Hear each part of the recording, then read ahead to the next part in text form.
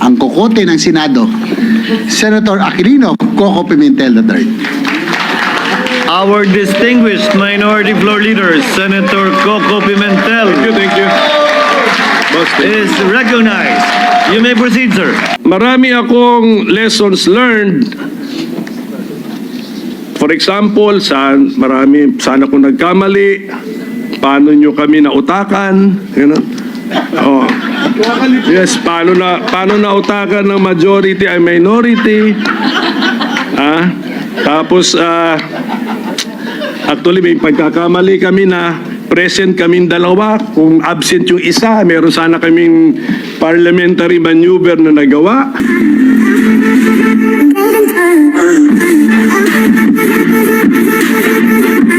Mr. President, I move that we recognize the honoree, our minority leader, ang kokote ng Senado, Senator Koko Pimentel III. Our distinguished minority floor leader, Senator Koko Pimentel, Thank you. is recognized. You may proceed, sir. Thank you, Mr. President. Mr. President, my dear colleagues, our Senate staff, our Senate Secretariat, our guests, my Commander-in-Chief is also here, our dear countrymen. Magandang gabi po sa inyo lahat.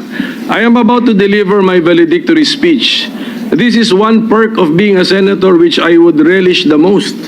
My father was the valedictorian of all his classes throughout his academic life, from elementary, high school, college, and even up to College of Law. I was never a valedictorian, but I still get to deliver a valedictory speech. Swerte ko naman. Sabi ng ating konstitusyon, sovereignty resides in the people and all government authority emanates from them. I have been blessed by God and the Filipino people with the opportunity to hold a high government position. These 13 plus years I have spent as a senator in the service of the Filipino people have been the most fulfilling years of my life. This is an opportunity and an experience not given to many. I am very grateful to the universe for this. Who would have predicted or who would have thought that this would happen to an introvert person like me? My Senate journey began not in the usual way, but through an extraordinary and unique experience that tested our resolve and faith in the democratic process. But I am grateful that what began as an electoral protest has since grown into a relationship marked by mutual respect, collaboration, and even friendship. Yes, sir. A reminder, Koko, I love you. kumpare pa.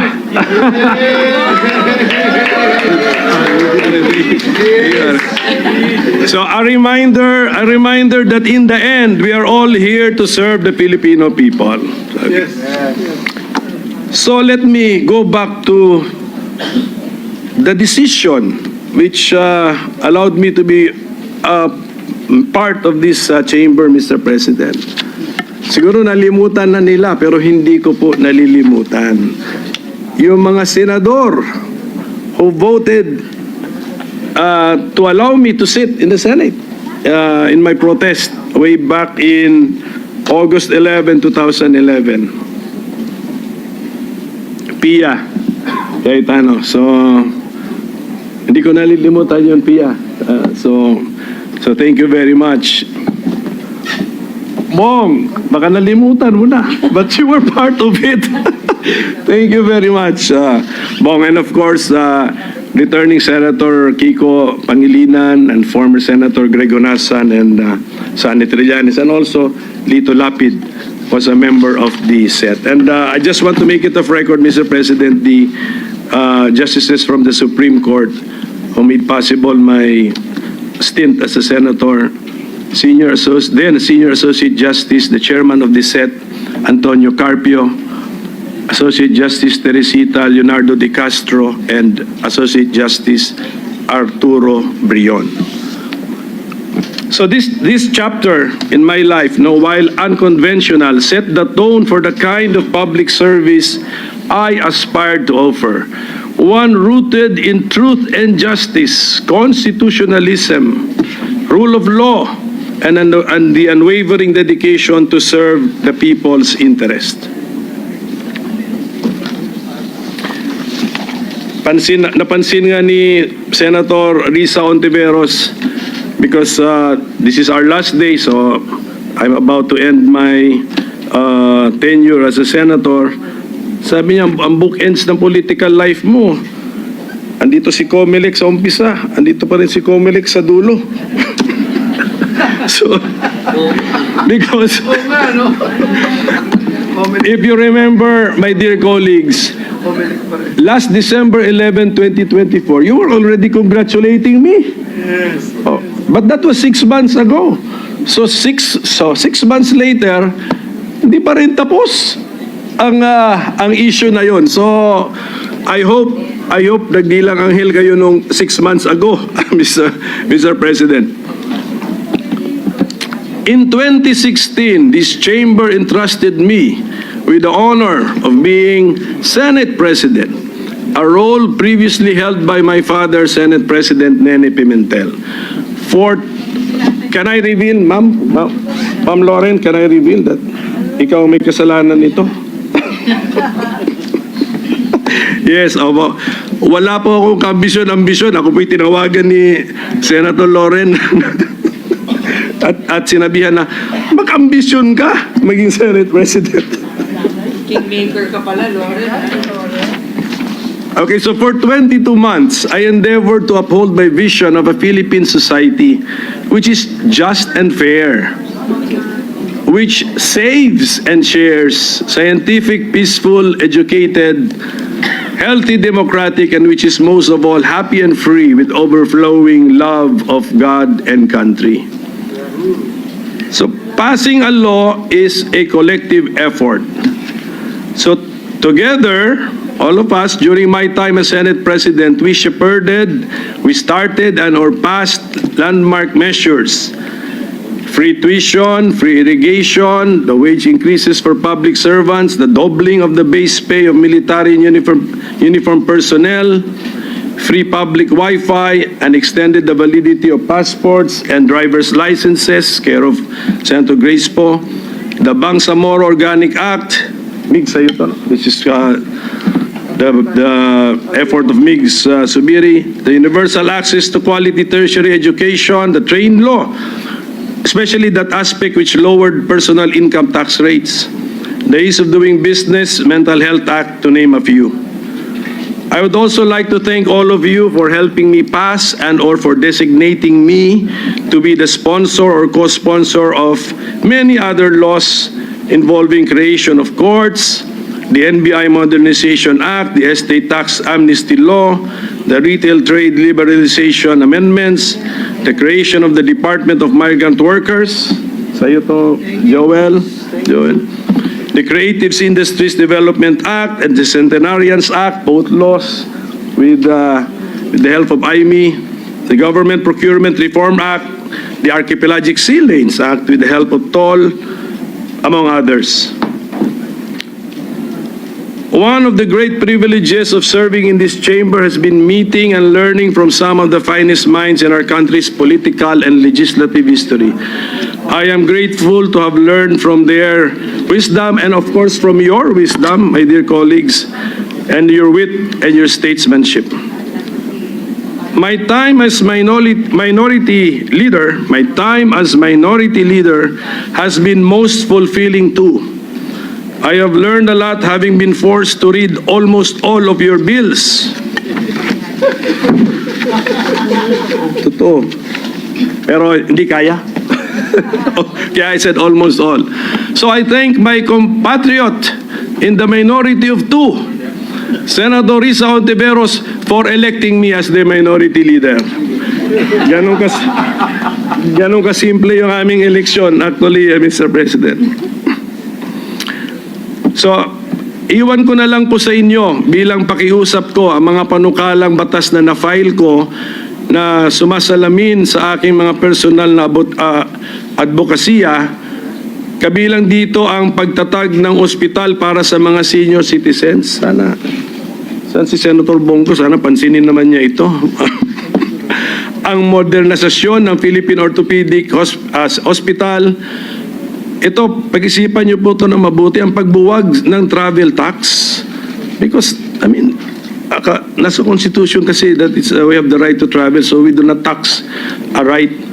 At ang integrasyon ng computer programming sa basic education curriculum.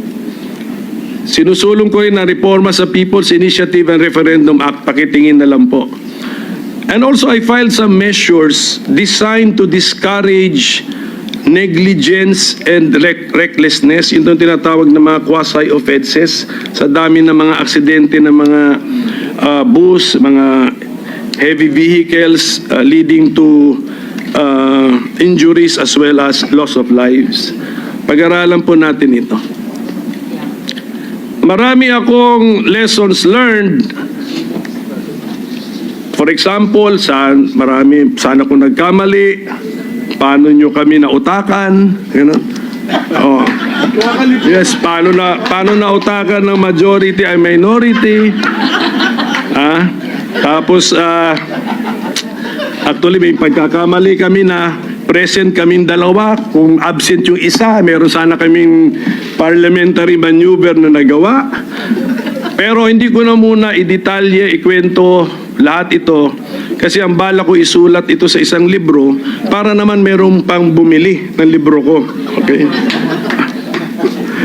So I owe this journey to many.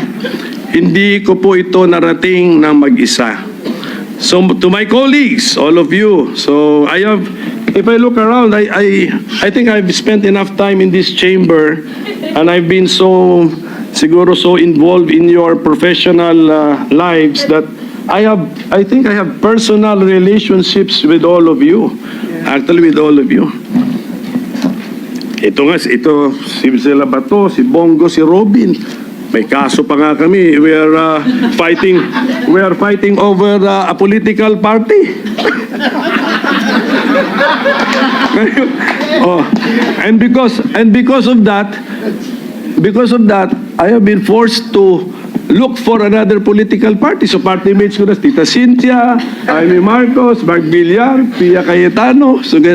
So I really have, I believe I have personal relationships with all of you. So I want to thank all of you. The Senate is not a place for echo chambers, but for courageous discourse. In diversity, we find democracy's heartbeat. Salamat for debating with me. I learned a lot from using my kokote. And I believe this is also an anti-Alzheimer's measure. Diba? So, maraming salamat po muli sa inyo lahat. Pero siguro, kung meron man nasaktan sa 13 years ko rito sa Senado, kasi siyempre na-involved din tayo sa some highly political issues eh.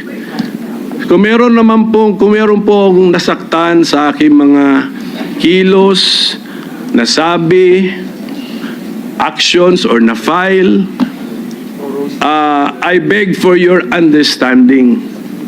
And I pray that with the passage of time, you will find it in your heart to forgive me. So ganun lang po. If ever. Okay, so I'm assuming meron kasi lahat tayo dito sensitive eh. Karamihan sa atin rito sensitive. So basta ulitin ko to my dear colleagues, I really thank you. No? You have been all very kind to me. You have been all very good to me. And you have been all, i-all ko na lang para hindi na natin isipin. You have been all very generous to me. Okay. To the Senate Secretariat and staff, the USAA, even our cleaning staff, thank you for keeping this institution alive day in and day out.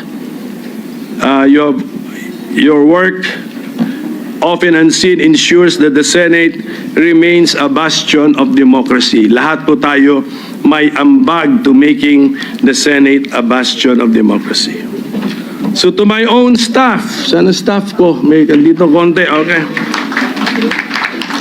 Thank you for making me more efficient by multiplying the number of my mini-me's. Ayan.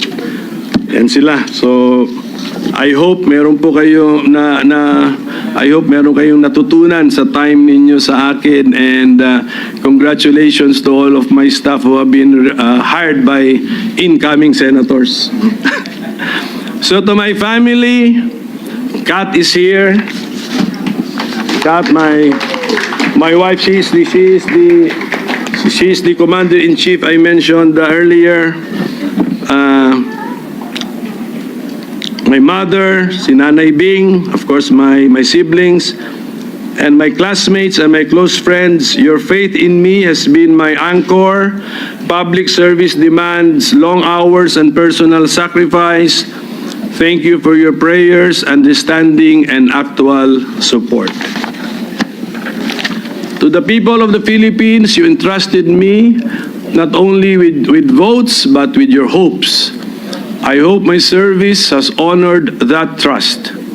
Though I leave this chamber, I remain your public servant in my capacity as a lawyer and as a concerned and involved citizen, advocating for federalism and faster local development, for a just and fair society, and for preferential focus on the poor. I also leave you with one wish.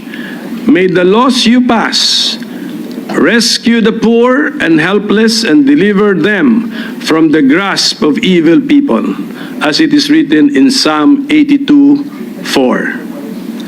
I leave carrying with me the lessons from this chamber, the friendships I have made, and the love I have deepened for this country. Public office is borrowed time, and my time here, though ending, will always remain a chapter I will cherish. It has been the honor of my life to serve you as Senator of the Republic of the Philippines. Maraming salamat po sa sambayan ng Pilipinas. Thank you, Senator Pimentel. Duly noted and entered into the record. Session is suspended.